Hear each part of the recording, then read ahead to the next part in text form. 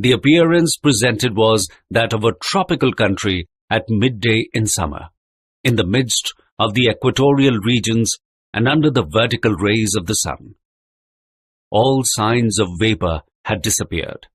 The rocks, the distant mountains, some confused masses of far-off forests assumed a weird and mysterious aspect under this equal distribution of the luminous fluid. We resembled, to a certain extent, the mysterious personage in one of Hoffmann's fantastic tales, the man who lost his shadow.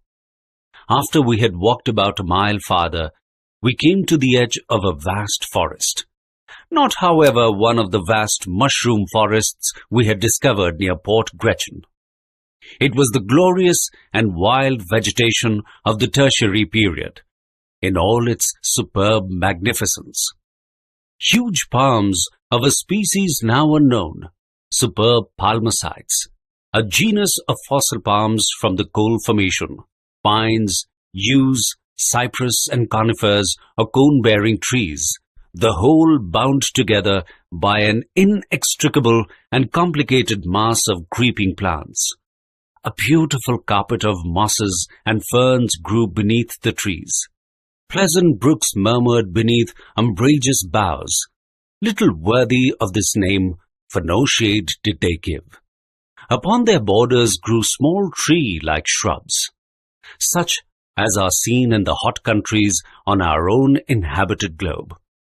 The one thing lacking in these plants, these shrubs, these trees, was color. Forever deprived of the vivifying warmth of the sun, they were vapid and colorless. All shade was lost in one uniform tint of a brown and faded character.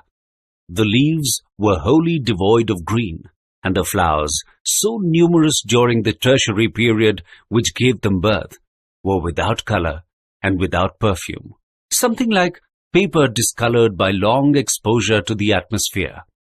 My uncle ventured beneath the gigantic groves. I followed him, though not without a certain amount of fear. Since nature had shown herself capable of producing such stupendous vegetable supplies, why might we not meet with mammals just as large, and therefore dangerous?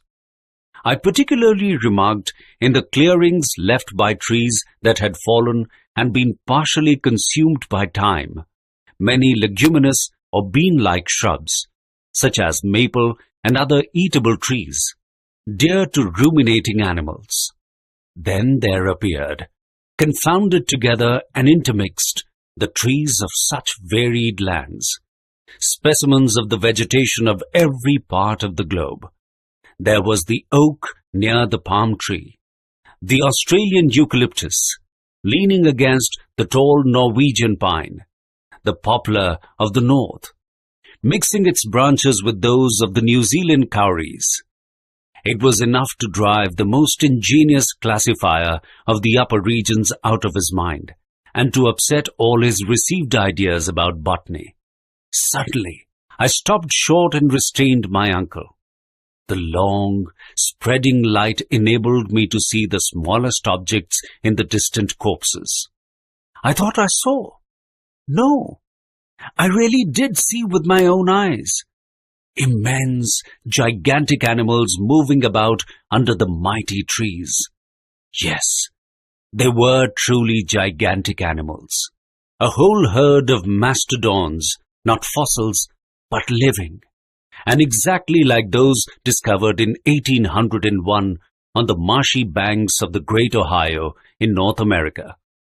Yes, I could see these enormous elephants, whose trunks were tearing down large boughs and working in and out the trees like a legion of serpents.